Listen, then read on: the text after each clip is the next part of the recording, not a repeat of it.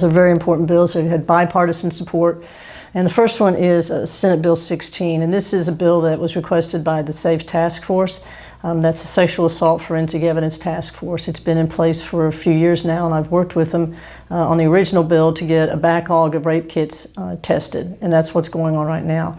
What this bill does, it was brought to my attention by the task force that even though the victims wanted their kits tested, there's been a lot of emotion, understandably, associated with that. And so this bill will actually allow funds from the Victim Compensation Fund to help serve some of the needs of the victims as they have these test kits tested. So like counseling and things like that. Correct. To get through it. Exactly. Well, what about the next bill, Senate Bill 21? Senate Bill 21 requires school districts to implement suicide prevention training for the teachers. We've had this law into place for a few years. I actually ran the bill in the House a few years ago. Same language, except it made the suicide prevention training an option. It wasn't mandatory. But what we've learned in the time since the first language was put in is that suicide is getting worse in our state. It's getting worse across the country. Right now, nationally, suicide is the second leading cause of death for young people 10 to 24 years of age.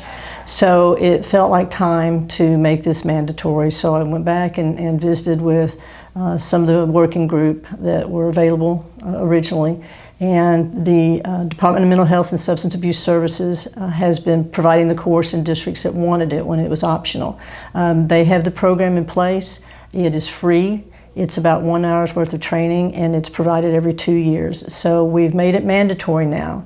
What will happen this first year is the training will be given to the teachers. And then after that, the following year, they'll implement training, of course a different kind of training at a different level for students. Because what we know is a lot of times peer-to-peer discussions are a tip-off that maybe one of the young people's thinking about suicide. And Senate Bill 22. Senate Bill 22 is a bill that, it's a request bill to me. My district is within the Oklahoma City area, and all my schools are Oklahoma City public schools. And a few schools 2 years ago shut down, and as a part of the Pathway to Greatness, which Oklahoma City Public Schools was a revamp of education in the district. But the result was we lost some schools. So those buildings have been sitting vacant. We've had nonprofits who've moved into those buildings and provided services for the building, through the building, and for people in the neighborhoods. What this has done, it's actually accomplished two things. Number one, it's allowed these service providers to have access to communities that might need them, and it's kept the buildings from becoming large vacant buildings in the middle of these families' neighborhoods. So this bill actually allows the current occupant of one of those schools, if they're leasing it from the school board, and if it's a nonprofit, to have a right of first refusal if the school board decides it's going to sell the building in the future.